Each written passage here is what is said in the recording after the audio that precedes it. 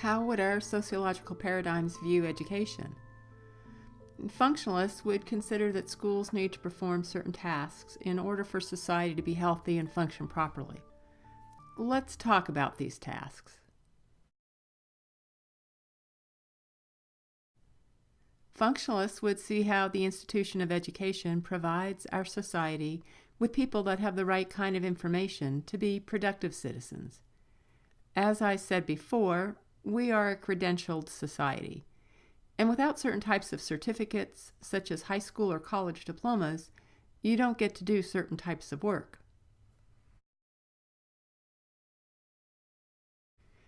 It is also a socializing agent and permits us to assure that culture is transmitted or taught to our children and allows culture to be passed from one generation to the next.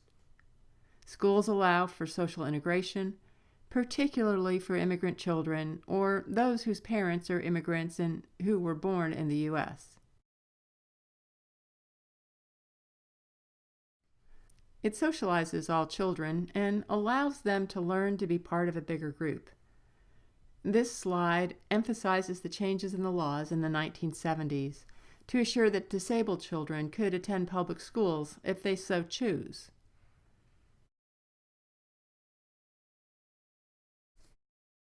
It provides a gatekeeping function in that it sorts young people to go on to college or to trade schools. Schools use tracking to identify children that have different abilities and aptitudes, and will funnel those students into the appropriate tracks, general, college prep, or honor tracks.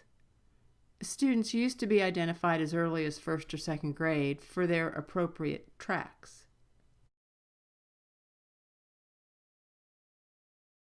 It also provides childcare for working parents, may provide food, and some schools do sex education. By filling these needs, schools are performing some of the functions that families should perform. There are strong arguments for and against schools engaging in these functions. Some think that these functions should be strictly maintained within the family sphere, and others say that these functions are important enough that the schools should have a role in assuring that they do take place.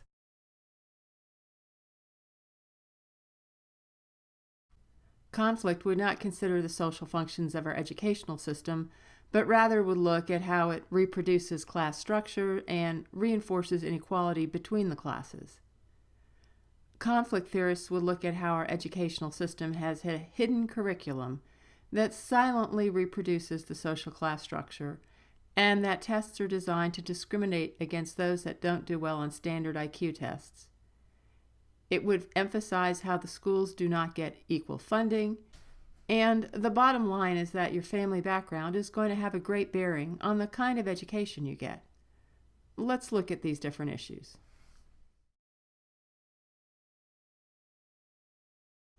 The term hidden curriculum refers to the attitudes and the unwritten rules of behavior that schools teach in addition to the formal curriculum.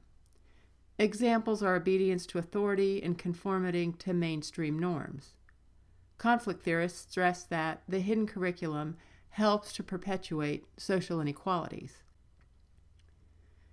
The educational system is related to class structure because people inherit what's known as cultural capital.